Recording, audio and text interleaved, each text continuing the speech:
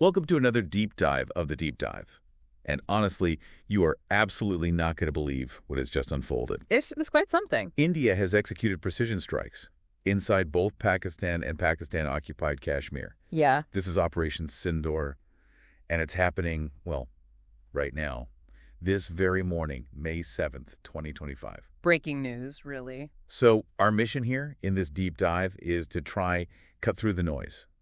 We need to understand the sequence of events. What exactly was targeted? The reactions from both sides, which are already coming in thick and fast. Exactly. And what this all might mean. We're pulling together everything we can find as it breaks. And we should be clear about where we're getting this from. Absolutely. We're looking at YouTube transcripts, Times of India, NDTV, India Today, plus articles as they land from CNN, the Times of India, and Mint. Got it. And this comes right after that awful terror attack in Pahalgam, April 22nd. 26 people killed. An attack India squarely blamed on Pakistan-based groups. Unequivocally. Okay, so let's get into the strikes themselves, the initial details. Right. What's really striking here, pardon the pun, isn't just that they responded, but how. The precision, the message. After Pahalgam, the pressure must have been immense. Huge. Domestically huge. So Operation Sindoor, this seems to be that very tangible, forceful response. And the timing? Reports say approximately 1:04 a.m. this morning, May 7th. Pre-dawn. Classic. Yeah, classic timing. Minimize detection risk, maximize surprise. Suggests careful planning. And the name itself, Sindoor. Laden with meaning. Sindoor. It's about marital status, honor for women in Indian culture. Using that name, it connects directly back to the outrage, the grief from Pahalgam. Especially for the women who lost husbands. Precisely. It's designed to resonate deeply with the Indian public. Okay, and the scale, the number of targets. We're hearing 9. 9 distinct locations hit. 9. And spread out, right, inside Pakistan proper and Pahalgam? Exactly. 4 inside Pakistan's internationally recognized borders. Bahalpur, that's reportedly Jaish-e-Mohammed's HQ. Right. Muridke, Lashkar-e-Taiba's main base. Sialkot, apparently a Hizbul Mujahideen camp or training spot. And NDTV mentioned another site in Bahalpur, too. Yes, they did. And then across the LOC into Pakistan-occupied Kashmir, or POK, 5 more locations. 5 more. Where? Muzaffarabad seems key. 2 Jaish sites there, Markaz Abbas and Syedna Bilal camp. Plus a Lashkar-e-Taiba camp, Shwali Nala. Okay. Then Kotli was hit, Jaish's Markaz Abbas again, and Hizbul Mujahideen's Markaz Rahil Shahid. So targeting multiple groups. Seems like it. And NDTV adds Gulpur, Bimber, Chakchakamu, and a camp near Sialkot to that poke list. Wow. That's quite a spread. It is. And if you connect these specific spots, these targets, it shows a clear intent, doesn't it, to go after the core infrastructure of these groups. The ones blamed for attacks in India. Exactly. Sources even name specific facilities like Markaz Subhanallah, Sarjala, Terlak Akal, Markaz Taiba, really granular detail. Targeting the HQs like Bahawalpur and Muridke. NDTV emphasized that. That goes with the command structure, right? Absolutely. Hits the leadership, the planning, the support networks for, what India calls Pakistan-sponsored terrorism. Okay, so how were these strikes carried out? This is crucial. It really is. The picture emerging points strongly towards precision-guided munitions, PGMs, And Rafale jets. significant indications, yes, potentially using Scalp cruise missiles and Hammer standoff bombs. Okay, explain those.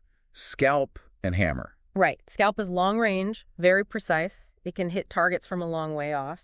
Hammer is a smart bomb, lets the plane release it from a safer distance. Outside enemy or defense range. Likely, yes. Reduces risk to the pilots, the aircraft.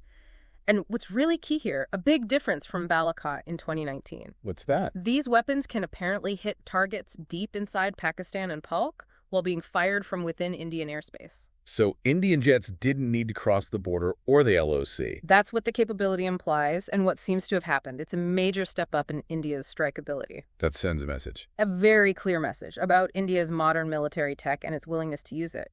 And this wasn't just one branch acting alone. No, it looks coordinated. The Indian Army announced Operation Sindoor. Even the spelling, S-I-N-D-U-R, might be significant, maybe emphasizing the symbolic meaning.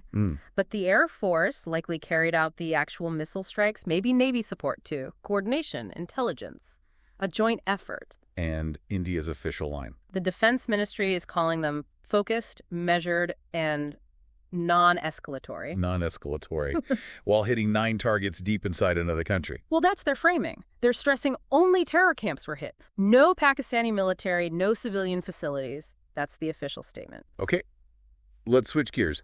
Pakistan's reaction. What are we hearing from their side? Unsurprisingly, quite different. Pakistani media did report activity, explosions around 1:30 a.m. their time, so they acknowledge something happened. But their narrative Diverges sharply. Pakistan's foreign ministry is already claiming civilian casualties. Women and children killed, they say? Civilian casualties. India explicitly denies hitting civilian areas. Exactly. And a Pak army spokesperson claims at least 8 killed, 35 injured in Punjab province and Pak. So, a direct contradiction. India says terror camps only. Pakistan says civilians were hit. It's a predictable clash of narratives, but critical. Makes independent verification very hard, especially right now. And it doesn't stop there, does it? Pakistan's making some pretty huge claims. Very serious allegations. They're claiming they shot down multiple Indian Air Force jets. Multiple. Which ones? 3 Rafales, 1 Su-30, 1 MiG-29. That's the claim. And that they've taken Indian soldiers prisoner. Whoa. Okay, let's be crystal clear here. This is Pakistan's claim, right? Any confirmation? Absolutely vital to stress that. These are Pakistani claims. As of now, 0 independent corroboration. Nothing from India, nothing from other credible sources. Meanwhile, their airspace. Reports say it's completely shut. All civilian flights stopped, international flights diverted. That seems concrete. And violence on the ground. Tragically, yes. Heavy shelling reported along the LOC and the international border. Pakistan reportedly initiated it. 3 Indian civilians have been killed. 3 civilians dead from shelling. Yeah. And Pakistan's leadership. The Prime Minister called the Indian strikes a cowardly attack, said Pakistan reserves the right to respond decisively, and added that a response is already underway. Already underway. That sounds ominous. It does. These claims, especially about downing jets and capturing soldiers, if true, that would be a massive escalation. But likely propaganda. Highly improbable at this point, given the silence from India and lack of any proof. NDTV pointed this out. It fits a pattern of potential Pakistani misinformation in crises like this. The airspace closure and shelling, though, those are real, immediate responses. Which brings us to the wider picture. International implications. 2 nuclear powers. It's always the biggest concern, isn't it? The risk of miscalculation, of things spiraling out of control. And happening diplomatically. We know India's NSA, Ajit Doval, has already briefed his U.S. counterpart and Secretary of State Marco Rubio.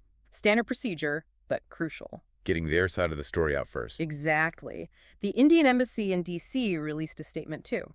Directly links Pahalgam to Pakistan-based groups, mentions credible intelligence, and frames Pakistan's denial and inaction as the reason for Operation Sindoor. Justifying it as self-defense. Laying the groundwork for that argument internationally. Trying to manage perceptions, avoid diplomatic backlash. Now, CNN brought up something else. Water. Yes, that's a really critical dimension.